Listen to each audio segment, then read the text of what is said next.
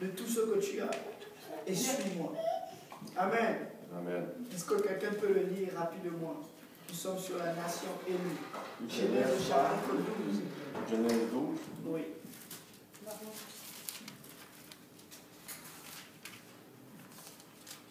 Quel verset? Verset 1. OK. On va le lire jusqu'au verset 4. 1 à 4. Oui.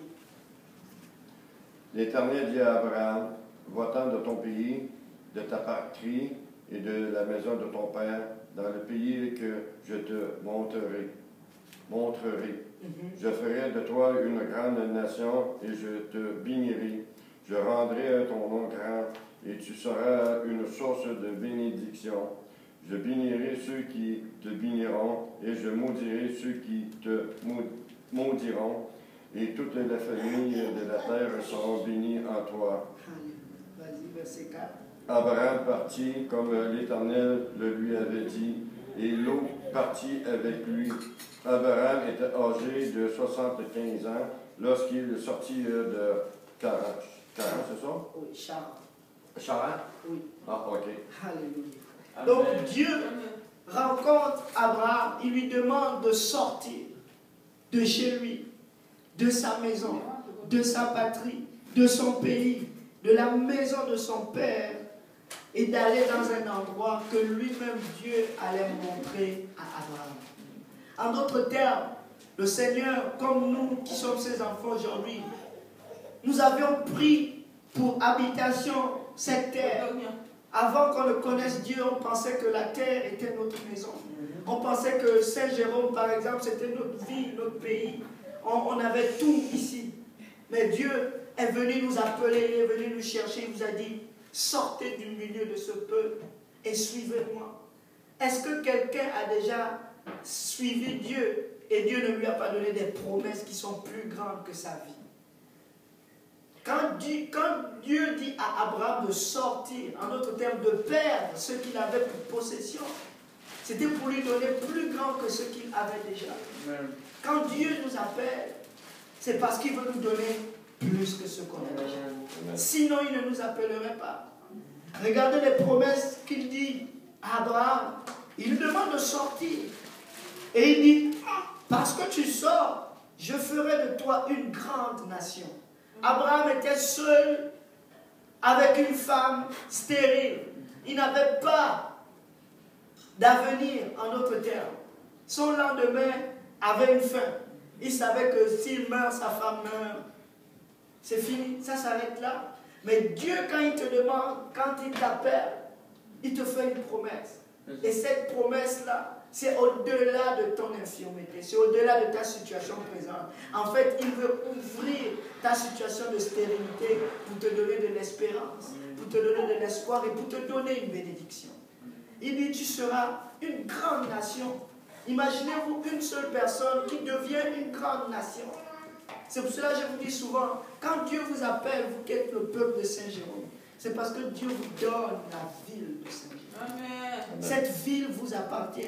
Je ne le dis pas par orgueil, mais Dieu dit, la terre appartient, le pays appartient aux justes.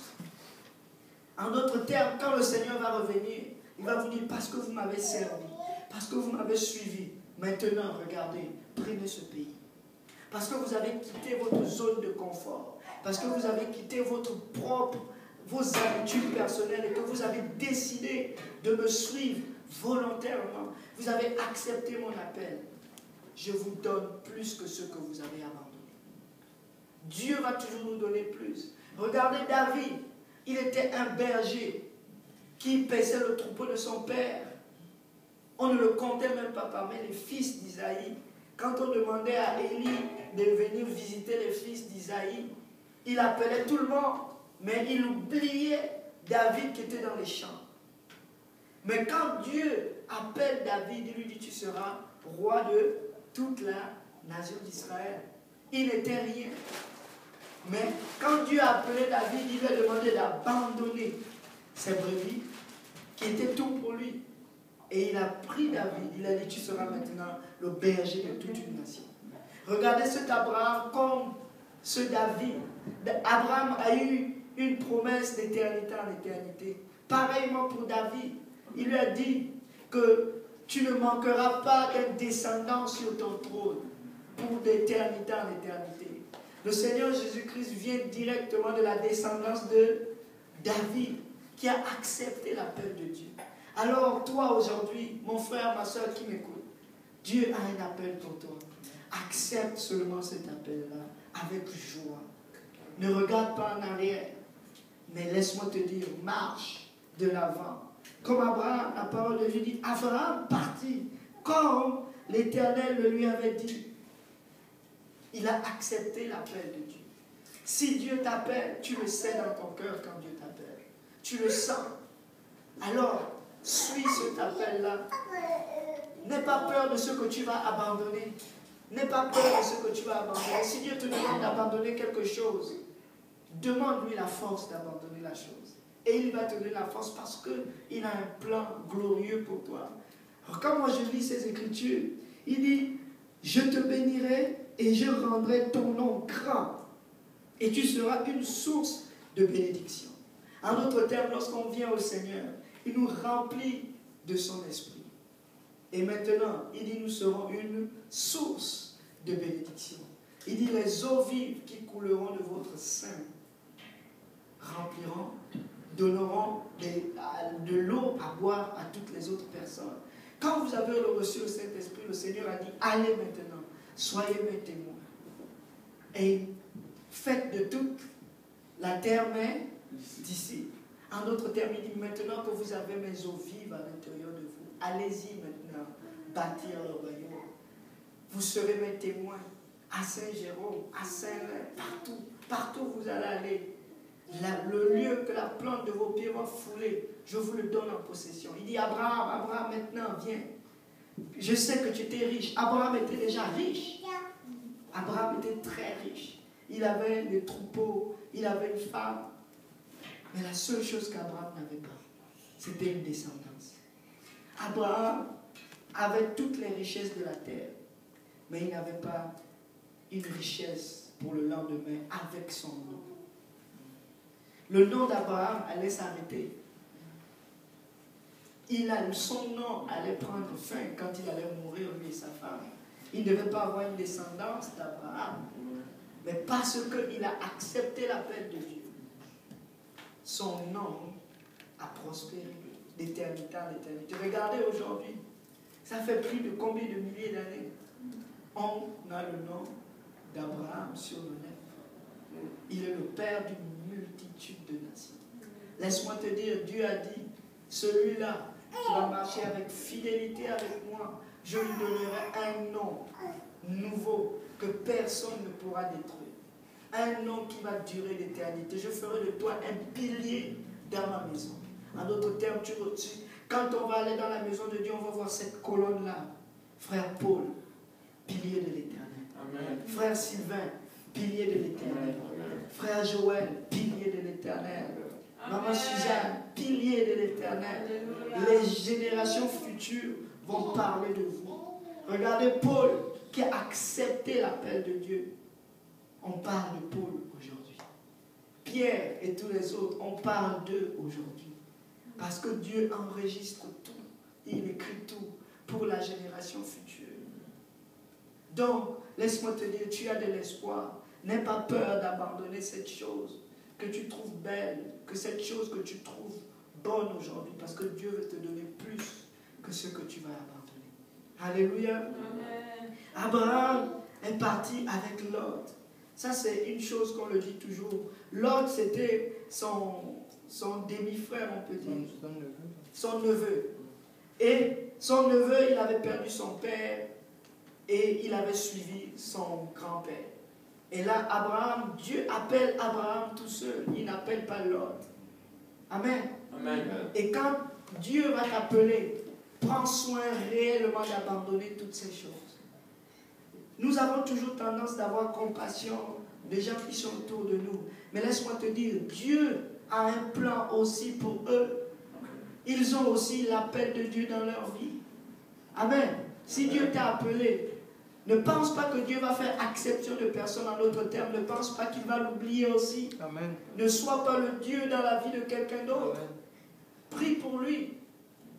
ne le prends pas sans demander à Dieu avant de dire Seigneur, tu m'as appelé moi.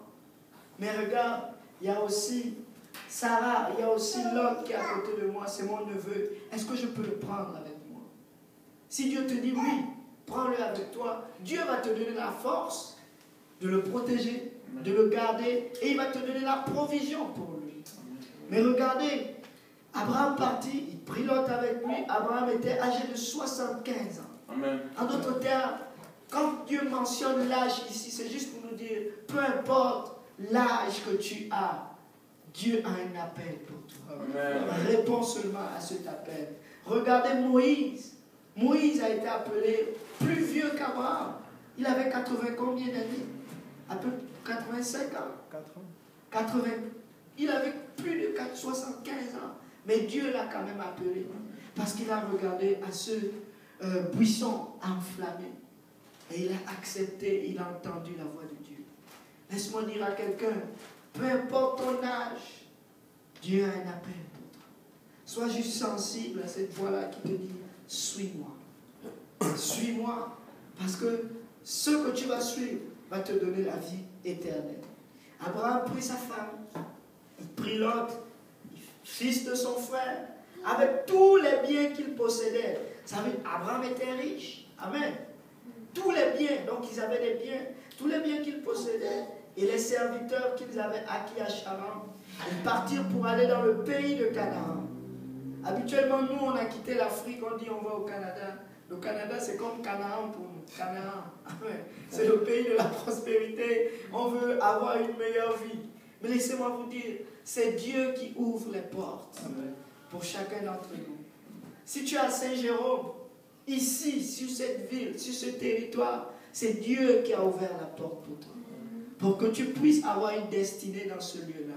Dieu va te donner un endroit où aller. Peut-être ce n'est pas ici, peut-être c'est à un autre endroit, mais fais seulement confiance en Dieu. Suis sa volonté, suis sa voie. Amen. Amen. Il a dit, je te donnerai ce pays-là. Et il est parti, tac, tac, tac, tac, avant de marcher. Ils arrivent à Canaan. Et ils arrivèrent au pays de Canaan, au verset 5. Verset 6. Abraham parcourut le pays jusqu'au lieu nommé Shichem, jusqu'au chêne de Mamré. Les Cananéens étaient alors dans le pays. L'Éternel apparut à Abraham au verset 7 et dit, je donnerai ce pays à ta postérité. Et Abraham bâtit là un autel à l'Éternel. En d'autres termes, cette voix-là de l'appel de Dieu ne va pas cesser de crier à toi. Je t'appelle. Je t'appelle. Parce que Dieu, pourquoi Dieu le répète? Parce qu'il veut s'assurer que Abraham est au bon endroit. Abraham est au bon endroit. Dieu va toujours nous appeler dans toutes les dimensions de notre vie, dans toutes les saisons. Nous allons toujours entendre cette voix qui va nous dire, je t'ai choisi, je t'ai appelé, fais ma volonté, fais ce que je t'ai demandé de faire. Parce que nous les hommes, comme David le dit, mon âme est attachée à la poussière de la terre. En d'autres termes, j'ai très envie de faire les choses du monde, ce que tout le monde fait, parce que une partie de moi, nous avons été formés de la poussière de la terre. Dieu a mis son souffle de vie à l'intérieur de nous pour faire de nous des âmes vivantes. Maintenant, nous ne sommes pas vivantes seulement, mais nous avons aussi une partie qui vient de la terre. Donc on a souvent tendance à suivre ce que la terre veut, la chair. Mais l'Esprit de Dieu qui a été insufflé en nous, lui aussi, il a une volonté pour l'éternité, alors que la chair est passagère et temporaire, ça va finir. Éphémère. Tu dis? Éphémère. Éphémère, c'est passager. C'est pour cela que nous devons toujours penser à l'éternité. Penser à la volonté de Dieu. Comme Abraham fait. Abraham bâtit là un autel à l'Éternel qui lui était apparu. Nous voyons encore un autel ici. C'est la troisième fois qu'on parle d'autel depuis le livre de Genèse. La première fois qu'on a parlé d'un autel, Dieu avait créé Adam et Ève et il leur avait demandé de cultiver ce jardin-là et de le protéger. Ils ont désobéi, ils ont mangé le fruit de l'arbre de la connaissance du bien et du mal et ils ont été chassés du jardin. En sortant du jardin, parce qu'ils ont désobéi, Dieu a offert des animaux en sacrifice pour les revêtir. Le sang a été versé.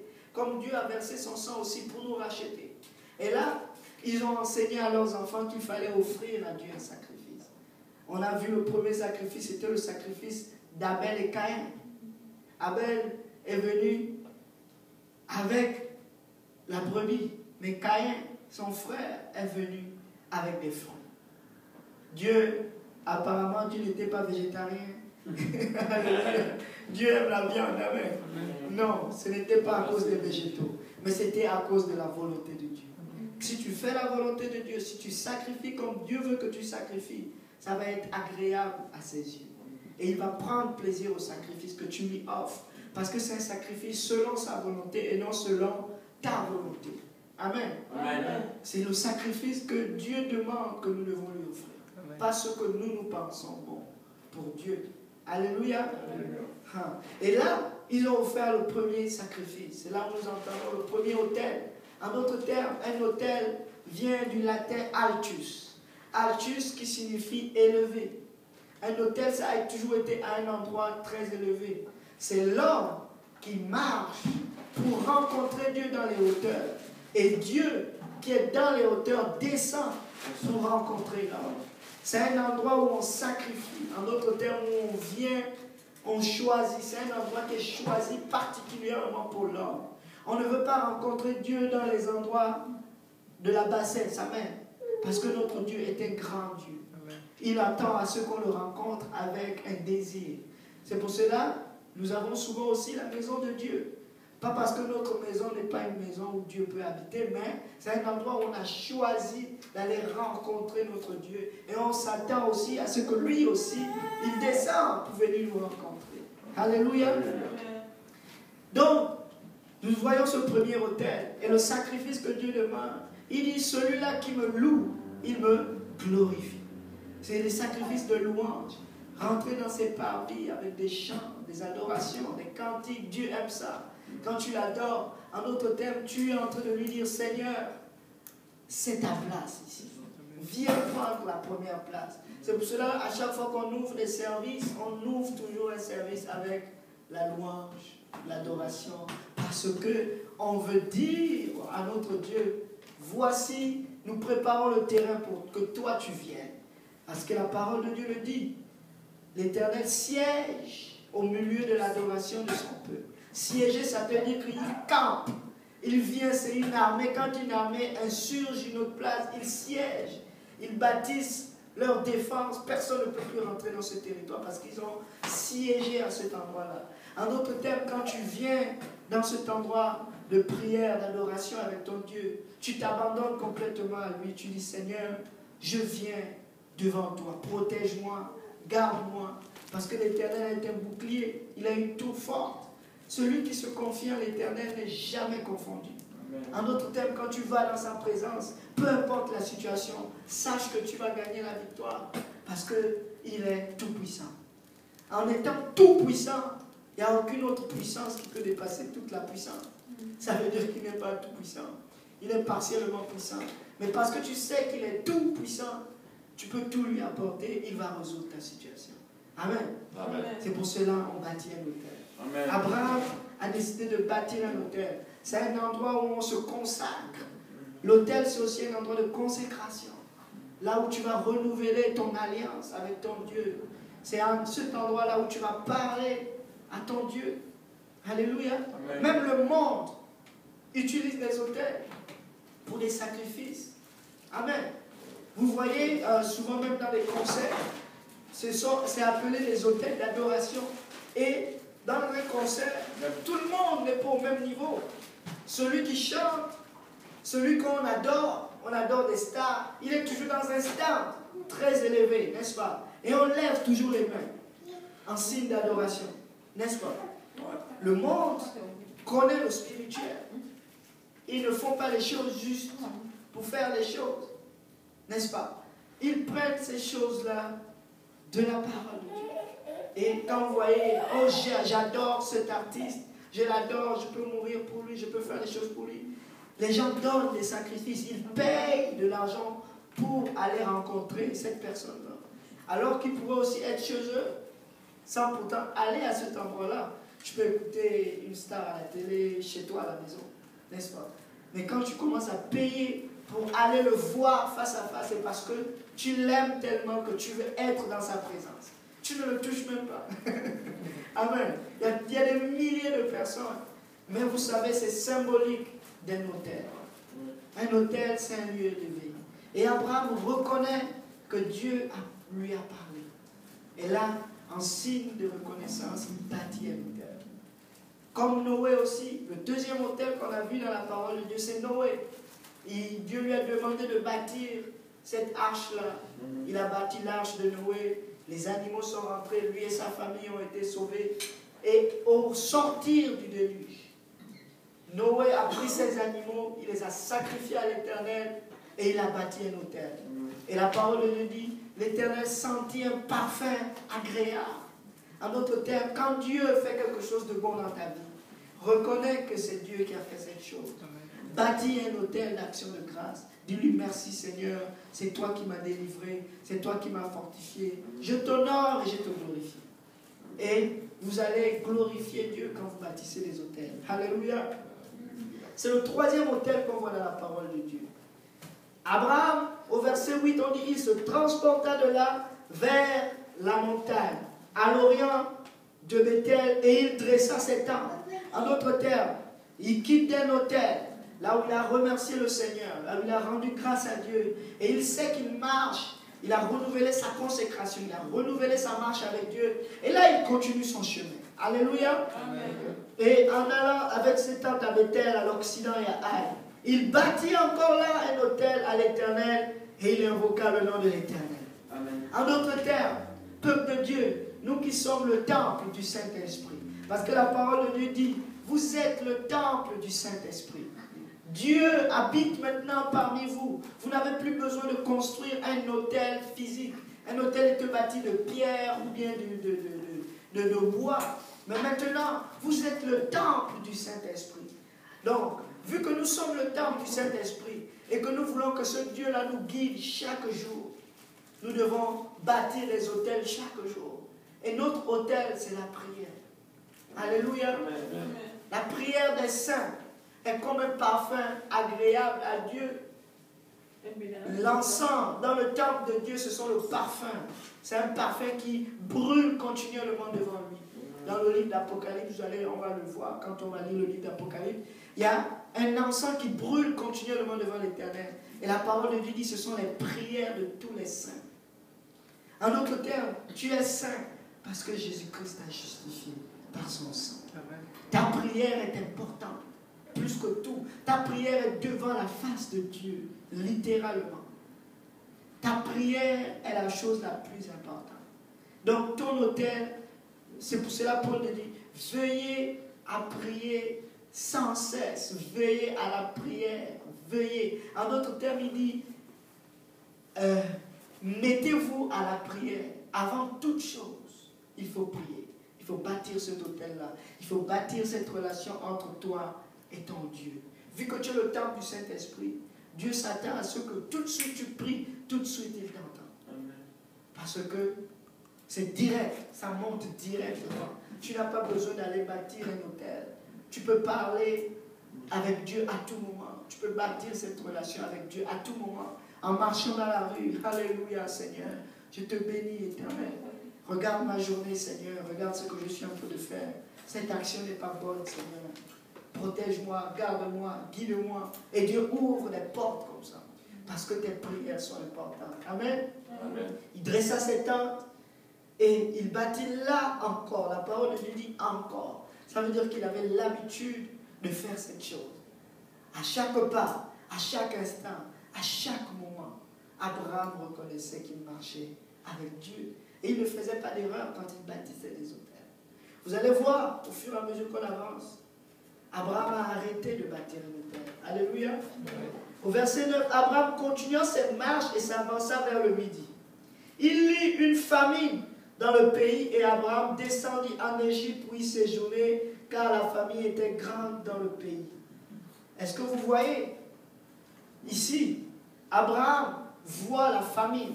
Ça veut dire qu'il n'y a pas de nourriture partout. Il décide par lui-même d'aller en Égypte. L'Égypte signifie le monde. Cet endroit où Dieu nous a sauvés. Cet endroit où tout paraît beau, mais il n'y a rien de beau. Alléluia. Et est-ce que vous remarquez qu'il n'y a pas eu d'autel qui a été bâti ici? On n'a pas entendu que Abraham a bâti un autel.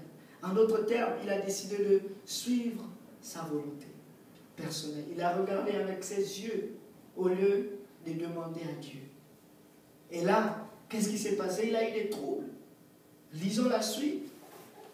En Égypte, pour y séjourner car la famine était grande dans le pays. Comme il était prêt d'entrer en Égypte, il n'avait pas invoqué l'Éternel. Il était dans l'incertitude. Il ne savait pas que ce qu'il allait faire était bien parce que Dieu n'était pas avec lui dans cette affaire.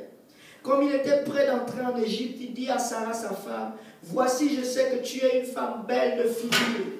Quand les Égyptiens te verront, ils diront, c'est sa femme, et ils me tueront et te laisseront la vie.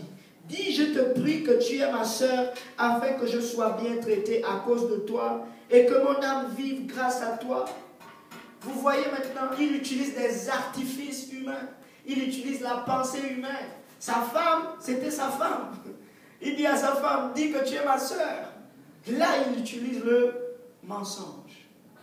Parce qu'il n'avait pas bâti un autel pour demander la volonté de Dieu.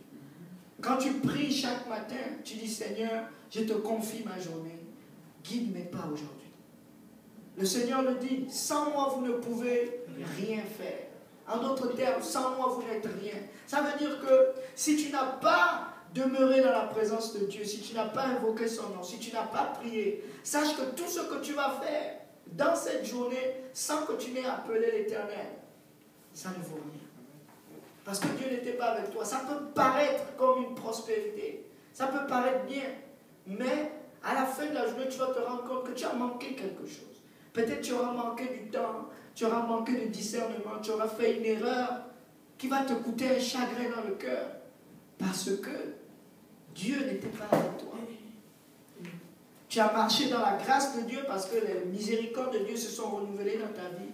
Mais tu n'as pas choisi de marcher avec Dieu dans cette bénédiction-là. Mais quand tu es avec Dieu, si Dieu est pour nous, qui sera contre nous? Personne ne peut être contre toi parce que tu marches avec Dieu devant toi. En d'autres termes, il devient ton bouclier. S'il y a un ennemi qui avait planifié quelque chose contre toi, nul et sans effet. Parce que tu as mis Dieu en avant. Tu lui as dit, Seigneur, aujourd'hui c'est jeudi, je te remets ma journée, Seigneur. Partout où je vais, protège-moi, garde-moi et guide-moi. Laisse-moi te dire, tu vas être protégé et tu vas être gardé. Parce que tu t'es confié en l'Éternel et tu n'auras jamais de confusion. En d'autres termes, qu'est-ce que Dieu va devenir si tu lui demandes, Seigneur, protège-moi, et il ne te protège pas? Tu vas dire, tu es un faux Dieu. Donc, c'est pour cela Paul le dit de cette manière. Tout concourt au bien de ceux qui aiment Dieu, ceux qui sont appelés dans son dessein. En d'autres termes, même si 1000 tombent à ma gauche et 10 000 à ma droite, je ne crains aucun mal, car l'Éternel est mon partage. Même si la peste, le malheur tombe autour de toi, tu sais que dans ce malheur-là, c'est Dieu qui t'accompagne parce que le matin, tu t'es confié en lui. Donc, même si tu passes dans une situation difficile, mais sache que tu passes dans cette situation difficile avec Dieu. Quand je marche dans la vallée de l'ombre de la mort, qu'est-ce que la parole nous dit? L'Éternel sera ma lumière. Tu es en train de marcher dans les ténèbres et l'Éternel est ta lumière. Ça veut dire que c'est lui qui te conduit dans les ténèbres. Et c'est lui qui illumine tes pas. La parole de Dieu est une lumière, est une lampe à mes pieds. Quand tu pries, quand tu lis ta parole de Dieu, en consécration chaque matin, tu es en train de bâtir un autel, tu es en train de remettre ta vie. Tu es allé dans ce lieu élevé pour rencontrer Dieu et Dieu est obligé de descendre parce que tu as fait ce qu'il fallait faire pour lui demander de diriger tes pas. Et là, il dirige tes pas. Même si tu marches dans une situation difficile, tu vas savoir que tu es dans la victoire parce que tu as Dieu à tes côtés. Alléluia. Amen. Alléluia. Et là, il a commencé à mentir. Il dit, c'est sa femme. et ils le tueront. Qui a dit qu'on allait tuer Abraham? Personne ne lui avait dit qu'on allait le tuer. Dieu lui a dit, tu seras une grande nation. Dieu ne lui a jamais parlé de meurtre. Dieu ne lui a pas dit, on va te tuer, on va te faire ceci. Non, c'est parce qu'il s'est confié, non sur la parole de l'Éternel, mais il s'est confié sur sa chaîne. C'est pour cela la parole lui dit à Josué, Josué, garde ce livre de la loi, que ce livre de la loi ne se détourne. Garde ce livre, lis-le, mange-le continuellement, lis la Bible continuellement.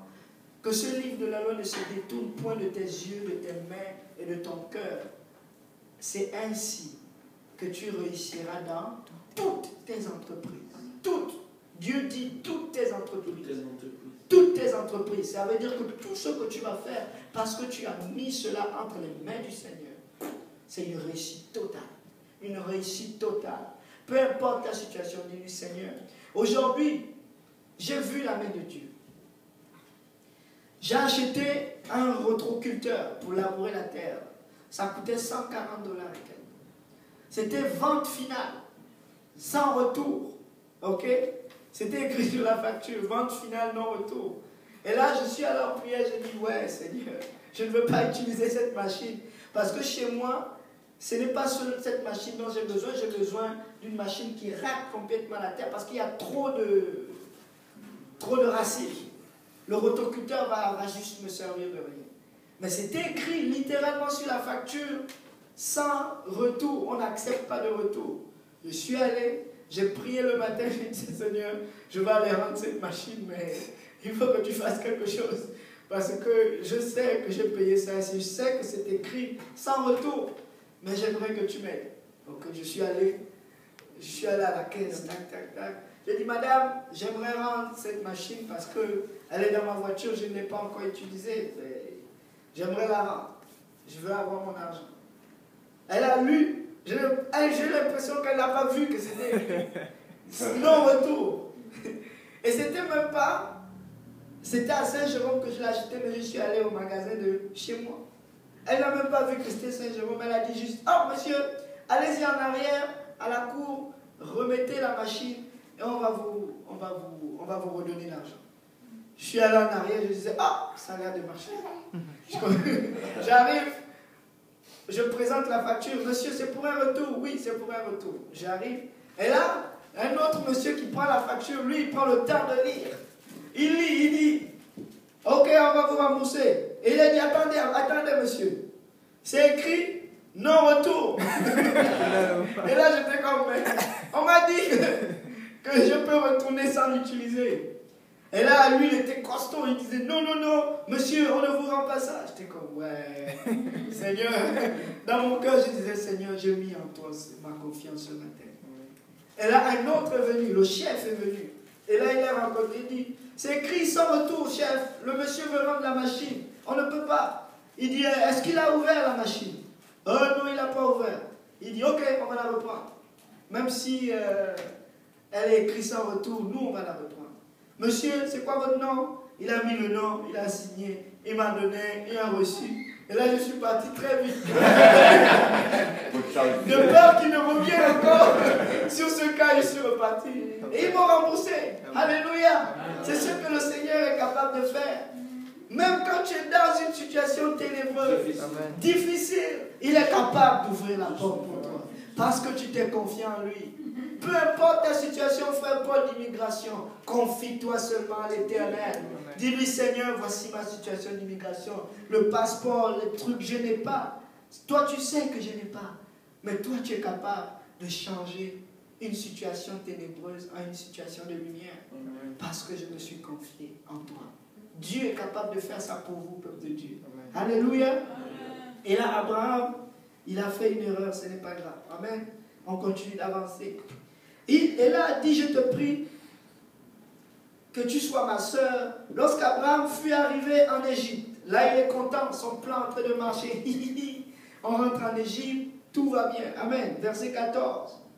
Abraham fut arrivé en Égypte, et Jésus-Pierre vit que la femme était belle. En d'autres termes, tout ce qu'il avait proclamé de sa bouche s'est accompli.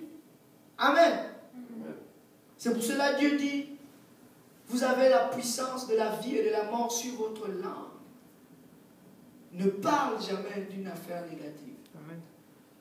Amen. Amen. Marche avec Dieu, mais ne proclame rien, parce que ça va porter du fruit. Il arrive en Égypte et les Égyptiens, ben, ils voient que sa femme est belle. Il aurait pu demander à Dieu, Seigneur, couvre-nous. Permets-nous de passer en Égypte sous ta protection, sous ta couverture, afin qu'il ne remarque rien. Il aurait pu demander cela. Pourquoi? Parce qu'il ne s'était pas confié en l'Éternel. Il n'avait pas bâti d'autel. La chose a tourné au vinaigre. Alléluia. Amen. Et Abraham fut arrivé en Égypte. Les grands de Pharaon la virent aussi. Ouh, elle est belle cette femme. Et la vantèrent à Pharaon. Et la femme fut emmenée dans la maison de Pharaon. Ben, ils ont pris sa femme. Waouh, comme il avait dit. Il traita bien Abraham à cause d'elle. Comme lui-même il avait dit. Abraham avait dit, on va bien me traiter si tu mens. Amen. Et il a menti. Et Abraham reçut des brebis, des bœufs, des ânes, des serviteurs et des servants. Que quelqu'un dise des serviteurs et des servants. Des serviteurs et des servantes. Abraham venait de Charan. Il n'y avait pas d'Égyptiens dans son voyage. Il allait en Égypte. Rappelez-vous de cette phrase. Il reçut des serviteurs et des servants. Au cours de l'histoire, vous allez voir ce que ça fait dans la vie d'Abraham. Il reçut des serviteurs et des servants, des ânesses, des chameaux. Mais l'Éternel, que quelqu'un dise l'Éternel. Mais l'Éternel frappa de grandes plaies Pharaon et sa maison au sujet de Sarah, femme d'Abraham. Alors Pharaon appela Abraham et dit, hey, qu'est-ce que tu m'as fait? Pourquoi ne m'as-tu pas déclaré que c'est ta femme? Pourquoi as-tu dit c'est ma soeur? Aussi l'ai-je prise pour femme. Maintenant voici ta femme, prends-la et va-t'en. Et Pharaon donna ordre à des gens de le renvoyer, lui et sa femme, avec tout ce qui lui appartenait. En d'autres termes, en allant en Égypte, il n'a pas consulté l'Éternel, mais l'Éternel veillait tellement sur lui. Il avait une promesse à accomplir dans sa vie, que Dieu a dit, même s'il a failli, même si son cœur lui a demandé de faire quelque chose qui n'est pas bon, moi je ne l'abandonnerai pas. Je vais quand même le défendre. Et là l'Éternel va chez son ennemi, il frappe l'ennemi. Il dit à Pharaon, si tu touches à cette femme, tu es mort. Et là Pharaon se réveille et dit, wow, wow, wow, hey, tu m'as menti. C'est ta femme. Pourquoi tu ne m'as pas dit que c'est ta femme? Dieu a failli me frapper très mal cette nuit. Je voulais prendre cette femme comme ma centième femme, ma centième concubine. Mais là, Dieu m'a interdit de la toucher. Prends ta femme, sors de chez moi, va-t'en, retourne chez toi. Et pourtant, ils étaient dans la famille. Imaginez-vous, Dieu est là dans ta famille. Dieu est là dans ta situation difficile. Mais pourquoi ne l'invoques-tu pas? Il dit, invoquez-moi au temps de la détresse et je vous délivrerai. Ça, c'est la promesse de Dieu. Il n'abandonne point celui qui a le cœur brisé et contrit. Laissez-moi vous dire quelque chose, peuple de Dieu. Nous devons chaque jour nous confier en notre Dieu. Amen. Peu importe la situation la plus difficile, même si c'est au-delà de notre force. Mais laisse-moi te dire, si tu t'agenouilles et que tu dis, Seigneur, je bâtis un autel, je te remets cette famille, je te remets cette détresse, je te remets cette situation difficile. Agis parce que tu es Dieu. Relève-moi de la poussière de la terre. Comme David criait, Seigneur, des multitudes d'eau veulent m'envahir. Relève-moi de la poussière de la terre. Mets-moi sur le rocher solide que toi seul peux me conduire. Les eaux représentent des multitudes de nations qui veulent détruire David. Il était envahi de partout. Mais David a invoqué l'Éternel et lui a dit, Seigneur, je suis englouti, délivre-moi. Et Dieu a délivré David. La parole de Dieu dit, Dieu a envoyé son tonnerre. Il a dispersé ses ennemis. Et il a pris David, il lui a mis sur un rocher solide. En d'autres termes, il a pris David dans ses bras. C'est pour cela David, quand il écrivait les psaumes, il dit, l'Éternel est un bouclier. J'étais jeune, j'ai grandi, j'ai vieilli. Je n'ai jamais vu la postérité du juste mendier son pain, ni Dieu abandonner un de ses époux. Parce qu'il avait expérimenté le Dieu d'Abraham, le Dieu d'Isaac et le Dieu de Jacob. Peuple de Dieu, nous servons un Dieu qui est vivant. Amen. Il est vivant dans toutes nos situations. Amen. Il est vivant dans chaque seconde de nos vies. Il est réellement vivant. Est-ce qu'on peut battre encore les mains pour notre Dieu?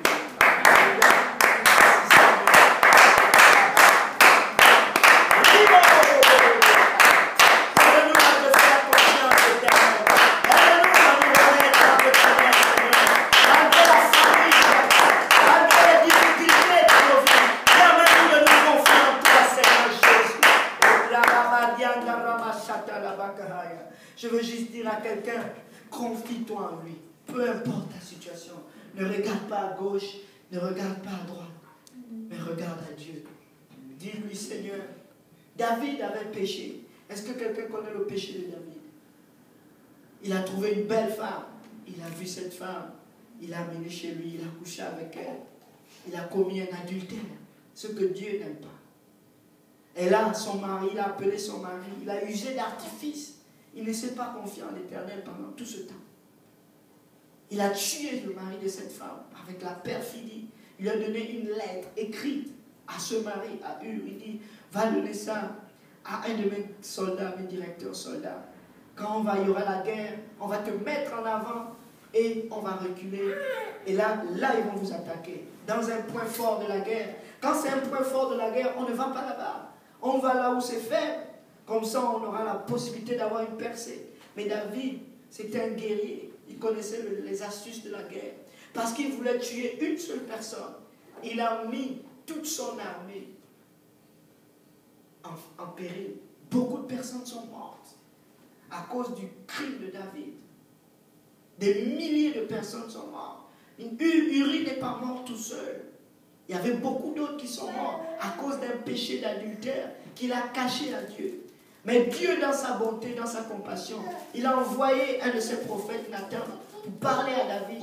Nathan lui a dit, David, un voyageur est venu avec une de ses brebis. Il venait de loin. Et toi, tu as pris cette brebis, tu l'as sacrifiée pour un de tes visiteurs, en d'autres termes, pour un de tes désirs personnels. Tu as sacrifié cette brebis. Au lieu de prendre des milliers de brebis, en d'autres termes, David avait beaucoup de femmes, il était roi d'Israël. Il pouvait prendre des femmes par-ci, par-là.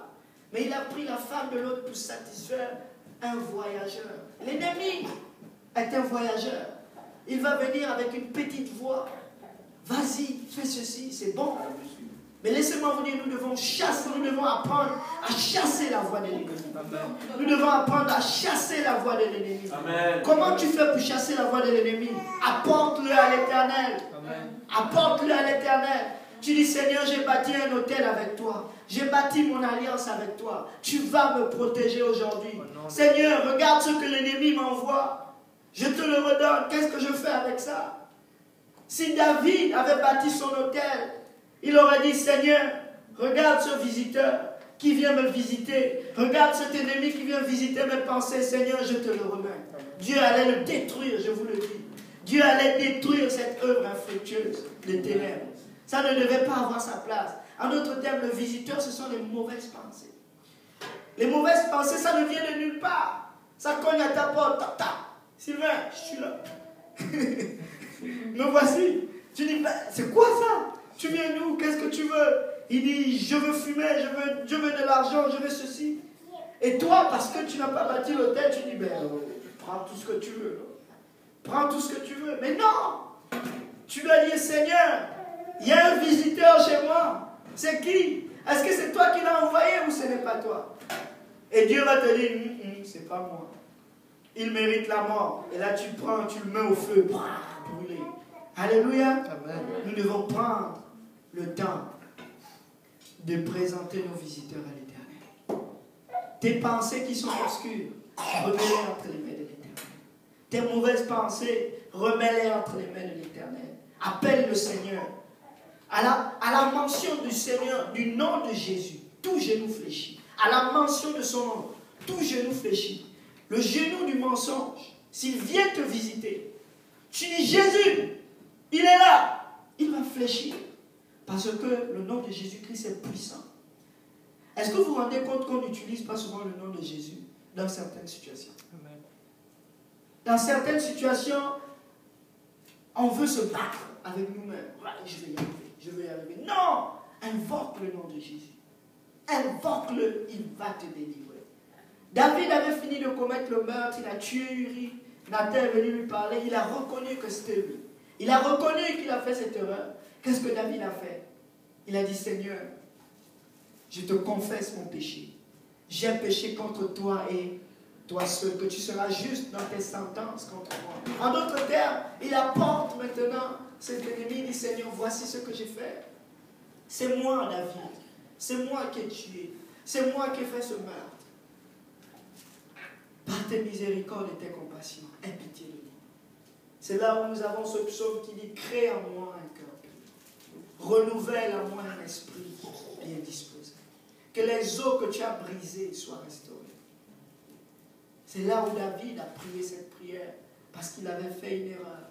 Et il avait demandé à Dieu de venir intervenir dans cette erreur. Qu'est-ce que Dieu a fait? Dieu a transformé cette situation en bien. Le fils Salomon qui a remplacé David sur le trône, c'était le fils de cette femme adultère qu'il avait prise pour femme. Dieu est capable de restaurer ta situation parce que Dieu t'aime et parce qu'il a décidé. Vous savez, la parole de Dieu n'a jamais dit que Dieu était infidèle. L'homme est infidèle, mais Dieu est toujours fidèle. Quand Dieu a décidé de faire marche avec toi, il va faire marche avec toi. Mais c'est toi seul qui peux abandonner la marche avec ton Dieu. Alléluia. Amen. Nous devons bâtir nos autels chaque jour, peuple de Dieu. Le Seigneur est droit dans ses voies. Dieu a fait le chemin de l'homme droit, mais c'est l'homme par plusieurs détours qui se détourne de la voie droite de Dieu. C'est nous-mêmes qui nous détournons. Oups, on sort du chemin, on fait notre volonté ici. Et là, Dieu nous attend. Il nous attend sur le droit chemin. Regardez le fils prodige. Il était dans la maison de son père. Il dit, Seigneur, donne-moi toutes mes richesses. Il a pris toutes ses richesses. Il allait dilapider cela avec des prostituées. Et là, il est dans la misère. Il fait une chose. Il revient en lui-même. Il dit, dans la maison de mon père, il y a du pain en abondance. Même les pourceaux peuvent manger. Mais moi, je suis ici, j'essaie de manger la nourriture des animaux. Je ne peux même pas manger la nourriture des animaux. Il dit dans sa pensée, je retournerai. Que quelqu'un dit, je retournerai. Je retournerai dans la maison de mon père. Je demanderai pardon.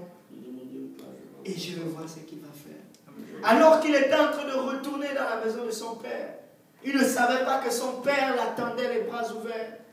Le Dieu de miséricorde, le Dieu de grâce, il attendait les bras ouverts. Quand le père vit son fils de loin à la fenêtre, il a dit à ses serviteurs, wow, wow, wow, mon fils est en train de revenir. Préparez le veau gras, tuez, donnez la plus belle robe, on va la revêtir. Parce qu'il était prêt. Le fils avait décidé de revenir dans la volonté du Seigneur. Peuple de Dieu, il n'est jamais trop tard de revenir et de bâtir un autel à l'Éternel. C'est ce qu'Abraham a fait. Pourquoi as-tu dit que c'est ta femme, aussi l'ai-je prise pour femme? Verset 13. Abraham remonta d'Égypte vers le midi, lui et sa femme, et tout ce qui lui appartenait, et Lot avec lui. Abraham était très riche en troupeaux, en argent et en or. Il dirigea ses marches du midi jusqu'à Bethel, jusqu'au lieu où était sa tente, au commencement, entre Bethel et Haï. En d'autres termes, Abraham est retourné sur ses pas, à l'endroit où Dieu avait prévu qu'Abraham puisse être. Il est retourné sur ses pas, au lieu où était l'autel. Que quelqu'un dise l'autel. Au lieu où était l'autel qu'il avait fait précédemment. Et là, que quelqu'un dise et là. Abraham invoqua le nom de l'Éternel. Waouh! Abraham a compris qu'il a fait une erreur en allant en Égypte. Dieu l'a protégé même en Égypte. La famine, où est passée cette famine qui a poussé Abraham à sortir de la volonté de Dieu pour aller dans un endroit qui n'est pas dans la volonté de Dieu? Où est cette famine? Où est ce voyageur qui est venu susciter David à sortir de la volonté de Dieu et aller hors de sa volonté? La famine a disparu. Un voyageur va partir, il va passer son chemin. Mais Dieu est fidèle. Je préfère écouter un Dieu fidèle que d'écouter un voyageur.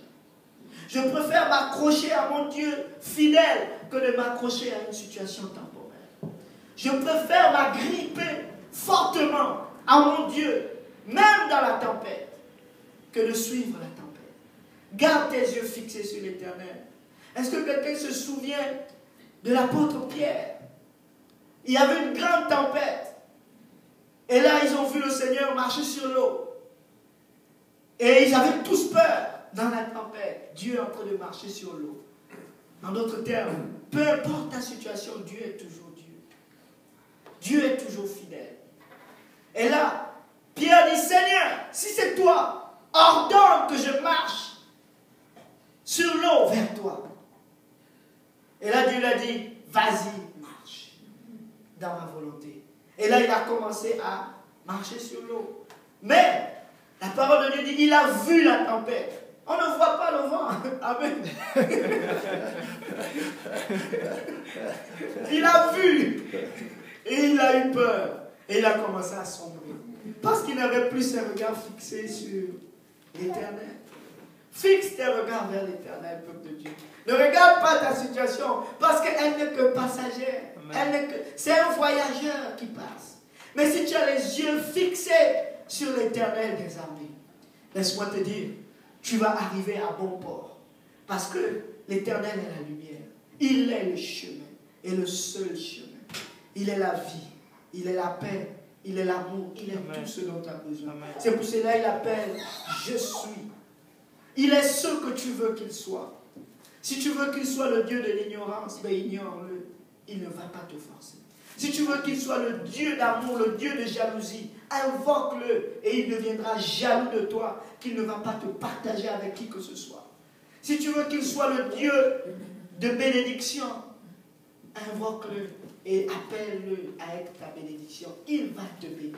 Amen. Alléluia. Amen. Mais si tu veux qu'il soit le Dieu des troubles, va dans les trous. Alléluia. David le dit. Si tu me conduis dans le désert, c'est ta main qui me conduit dans le désert. Amen. Alléluia. Amen. Partout où tu vas aller, c'est Dieu qui va te conduire. Moi, je veux marcher dans la volonté de Dieu. Amen. Que quelqu'un dit, je veux marcher dans la volonté de Dieu. Je veux marcher dans la volonté de Dieu. Alléluia. Oh, gloire au nom de Jésus. Abraham a bâti un autel. Laissez-moi te dire, bâtis un autel à ton Dieu chaque jour. Sois un bâtisseur d'autel. Sois un bâtisseur d'autel. Ton autel, c'est la prière. Ton autel, c'est ton temps d'adoration. Ton autel, c'est ta présence avec tes frères qui partagent la même foi que toi. Bâtis un autel dans la joie du Seigneur. Laisse-moi te dire, tu vas être sur le bon chemin. Abraham retourne sur ses pas. Et voilà cette histoire avec Lot qui reprend. Et Lot, Abraham était très riche en troupeaux et en argent et en or. Il est revenu dans ses pas, il a bâti un autel et Dieu était content, il était content aussi. Lot qui voyageait avec Abraham au verset 5, avait aussi des brebis, des bœufs et des camps. Et la contrée était insuffisante pour qu'ils demeurassent ensemble. Regardez ceci. La contrée était insuffisante pour qu'ils demeurent ensemble. En d'autres termes, Dieu a une bénédiction pour toi. Il a une portion pour toi. Et toi seul. Il ne veut pas que tu la partages avec un étranger. Il ne veut pas que tu partages avec un inconnu. La parole de Dieu dit, garde tes sources pour toi-même. Ne la partage pas avec n'importe qui. Demande d'abord à Dieu. Est-ce que où je vais, si j'emmène quelqu'un avec moi, est-ce que tu as planifié que je sois avec lui? Parce que Dieu n'avait pas dit à Abraham de quitter et de prendre Lot avec lui. Il avait demandé, quitte ta patrie, ta famille, ta maison. Prends tout ce qui t'appartient à toi seul. Va-t'en. Sors de là. Ne tire pas une alliance avec quelqu'un si je ne t'ai pas demandé. Vas-y tout seul. Lot, je veux m'occuper de lui. Parce que c'est aussi mon enfant. Amen. Nous sommes tous des enfants de Dieu. Amen. Est-ce qu'il y a quelqu'un qui n'est pas un enfant de Dieu? La parole de Dieu le déclare. Toutes les âmes m'appartiennent. Nous sommes tous des enfants de Dieu. Mais dépendamment de notre relation avec lui. C'est toi qui vas déterminer si tu veux marcher ami avec Dieu ou bien en ennemi de Dieu. Dieu est l'ami de tout le monde. Mais il peut être ton ennemi si tu décides de marcher en ennemi de lui. Alléluia. Amen. Et là, Abraham se retrouve dans un dilemme. Parce que au départ, il avait pris l'ordre qu'il n'était pas supposé prendre avec lui. Juste pour dire à quelqu'un, voyage léger. Alléluia. Sépare-toi de toutes ces choses dont tu n'as pas besoin. Si Dieu ne te demande pas d'aller avec, laisse tomber. Laisse tomber. Marche ta route. Alléluia. Dieu va s'occuper de ton frère et de ta soeur. Si Dieu te met à cœur de prendre ton frère, il va te donner la force de protéger ton frère. Il va te donner la provision pour ton frère et ta soeur. Mais si Dieu t'a appelé toi seul, peut-être, il y a un temps viendra où il va t'envoyer. Mais tant qu'il ne te l'a pas dit, ne le prends pas avec toi. Amen. Alléluia. Ne dis pas que je n'ai pas de cœur. Parce que Dieu savait ce qu'il faisait. Alléluia. Et là, au verset 6, la contrainte est insuffisante car leurs biens étaient si considérables qu'ils ne pouvaient demeurer ensemble. Il y eut querelle entre les bergers des troupeaux d'Abraham et les bergers des troupeaux de Lot. Les Cananéens et les Éphésiens habitaient alors le pays. Abraham dit à Lot, qu'il n'y ait point, je te prie, de dispute entre moi et toi, ni entre mes bergers et tes bergers, car nous sommes frères. Que quelqu'un dise, nous sommes frères. Nous sommes frères. Chacun a une portion dans la maison de Dieu. Tout le pays n'est-il pas devant toi? Sépare-toi donc de moi. Si tu vas à gauche, j'irai à droite. Si tu vas à droite, j'irai à gauche. Je sais que c'est Dieu qui a inspiré Lot dans son cœur de partir. Parce qu'Abraham devait rester dans la terre promise. Alléluia. Abraham n'est pas supposé bouger. Parce que Dieu ne lui avait pas encore demandé de bouger. Au verset 10. Lot leva les yeux et vit toute la plaine du Jourdain qui était entièrement arrosée. Avant que l'Éternel eût détruit Sodome et Gomorrhe, c'était jusqu'à toi, comme, que quelqu'un dise comme un jardin de l'Éternel. Peuple de Dieu, ne regardons pas le monde comme si c'était un endroit bien. Ce n'est pas un endroit bien.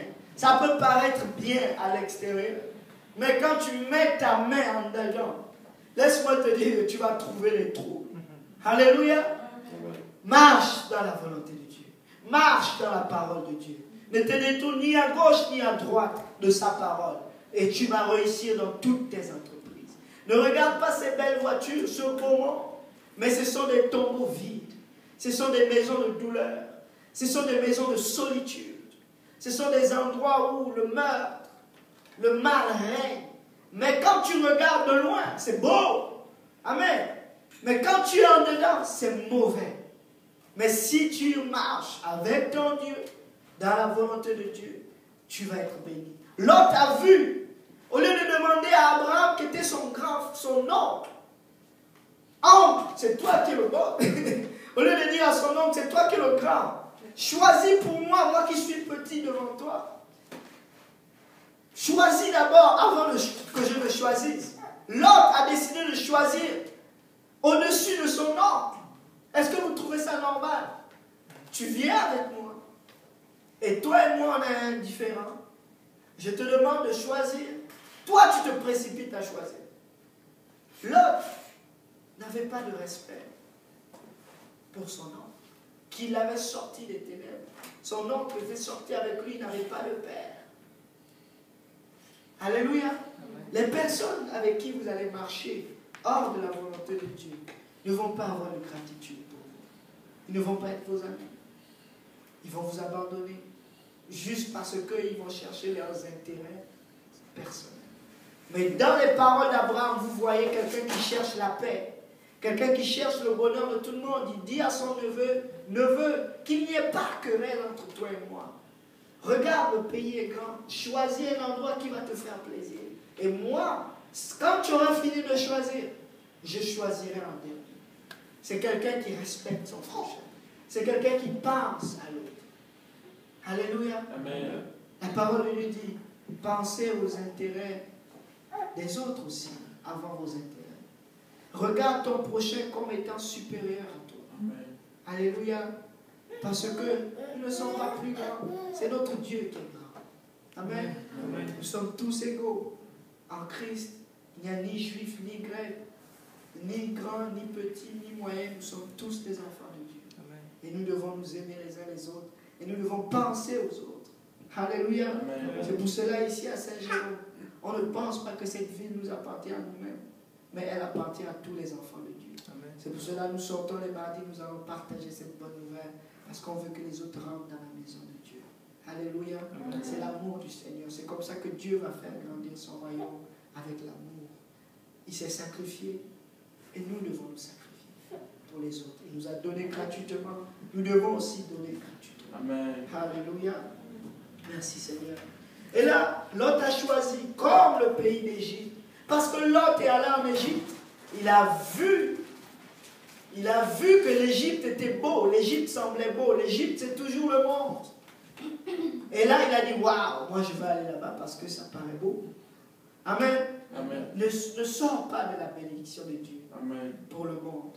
Même si tu es dans une situation difficile comme Abraham était dans la famine, ne vends pas ta relation avec Dieu pour les richesses de cette terre. Ne le vends pas, ne le vends surtout pas. Quelqu'un d'autre, un voyageur peut venir te proposer quelque chose de bon, quelque chose d'alléchant. Demande à Dieu, Seigneur, est-ce ta volonté que j'y aille? Si Dieu te dit non, laisse tomber. Parce qu'à la fin, ça va te causer des troubles. Amen. Amen. Alléluia. Lot choisit pour lui toute la plaine du Jourdain et il s'avança vers l'Orient. C'est ainsi qu'ils se séparèrent. Ils se séparèrent l'un et l'autre. Abraham habitait dans le pays, comme Dieu avait promis au départ. Amen. Abraham habitait dans le pays, dans les villes de la plaine. Il dressa ses tentes jusqu'à Sodome. Ça, c'est Lot. Les gens de Sodome étaient méchants et grands pécheurs contre l'Éternel. Écoutez ce que la Bible dit. Cet endroit qu'il a vu, qui était beau, qui ressemblait à l'Égypte, qui ressemblait au monde, Dieu dit que les gens de cette ville étaient méchants et de grands pécheurs contre l'Éternel. Alléluia. Amen. Ce sont des gens qui sont sans pitié pour l'autre. Ce sont des gens qui ne vont penser qu'à leurs intérêts. Ce sont des gens qui vont refuser d'écouter la parole de Dieu pour faire leur volonté. C'est comme ça que représente le monde pour nous. Si tu décides de marcher avec eux, tu vas te sentir brisé, piétiné, écrasé. Parce que dans cet endroit, chacun cherche sa volonté. Amen. Chacun cherche son intérêt. Ne vends pas l'or éternel que tu as reçu pour le monde.